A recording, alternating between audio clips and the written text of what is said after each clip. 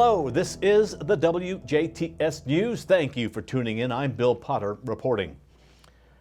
Sturm's hardware storefront in downtown Jasper was damaged by a pickup truck. Monday morning around 9 a.m., a red pickup truck bolted over the curb and sidewalk and into the front of Sturm's hardware store. There were no injuries. There was slight damage to the truck and extensive damage to the store. Sturm's is the only registered historic building on the square, as well as one of the oldest buildings around the square. Sturm's Hardware has been located in that building for 125 years. The driver of the truck was not publicly identified. A Jasper woman is behind bars on OWI charges. Late Saturday night, Jasper Police Department officers saw a vehicle swerve into the wrong lane near Precious Blood Church. The officers stopped the vehicle and were able to identify the driver as 48-year-old Andrea Licklider. Upon investigation, officers noticed Licklider was showing signs of impairment. Officers took Licklider to the Jasper Police Department for a chemical breath test, which resulted as 097. Licklider was booked into the DuBois County Security Center and is facing charges of OWI and OWI with endangerment. A Warwick County man was arrested on charges of OWI and endangering a minor in Evansville. Late Saturday night, an Indiana State Trooper was patrolling I-69 near Morgan Avenue in Evansville when the trooper noticed a vehicle traveling at 90 miles per hour. The trooper was able to stop the vehicle and identify the driver as 28-year-old Coleman Sheridan of Newburgh. Two passengers were in the vehicle at the time, Sheridan's girlfriend and her one-year-old daughter. Sheridan was showing signs of impairment and failed field sobriety test. Upon further investigation, troopers found several open beer cans inside the vehicle, and tests showed that Sheridan had a BAC of 0.09%.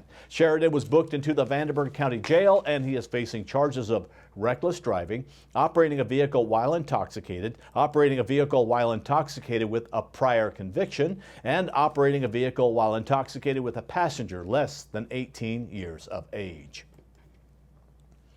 The 2022 Huntingburg Herbstfest Miss and Preteen Miss Queen contests were held Sunday night at Market Street Park in Huntingburg. The 2022 Miss Huntingburg Herbstfest is Jenna Kendall. Jenna is the 18-year-old daughter of Scott and Kim Kendall of Huntingburg. She is a senior at Southridge High School and plans to attend Franciscan University to study health and exercise science. Jenna also took home Miss Photogenic honors. First runner-up went to Heather Shanebuckler, and second runner-up was Olivia Dirkholtz. The 2022 preteen Miss Herbstfest was McKenna Hyder. McKenna is the 14-year-old daughter of Matt and Amber Hyder of Huntingburg. She is a freshman at Southridge High School. McKenna was also preteen Miss Photogenic. First runner-up went to Lillian Tavis, and second runner-up was Leah Bloomy. The 2022 Huntingburg Herbstfest kicks off this Thursday, September 22nd, at Huntingburg City Park and concludes on Sunday with a parade. In this week's Messmer Report, State Senator Mark Messmer tells us about a very historical day in our nation's history in the month of September that usually goes unmentioned. Here's State Senator Mark Messmer with this week's Messmer Report. Hello, this is State Senator Mark Messmer with this week's Messmer Report. While we celebrate America's independence each year on July 4th, another day of equal importance in our nation's history is September 17th. On this day in 1787, the U.S. Constitution was signed, establishing the framework our federal government follows to this day. After 6 years under the Articles of Confederation, our nation's first Constitution, the states called for a constitutional convention in Philadelphia to create a document that better reflected the ideals and liberties of Americans.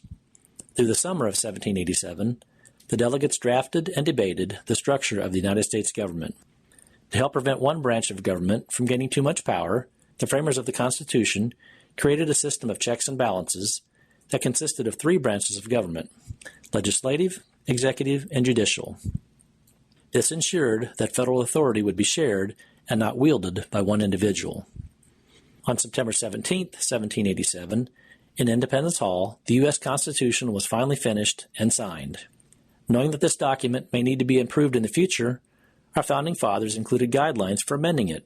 The first 10 of these amendments, ratified in 1791, are known as the Bill of Rights. There are now 27 constitutional amendments, including those which abolish slavery gave women and minorities the right to vote, and guaranteed all citizens the right of freedom of speech. In 1955, the Daughters of the American Revolution, or DAR, wrote a letter to Congress urging that September 17th through the 23rd be declared Constitution Week to help encourage Americans to learn the importance of the Constitution.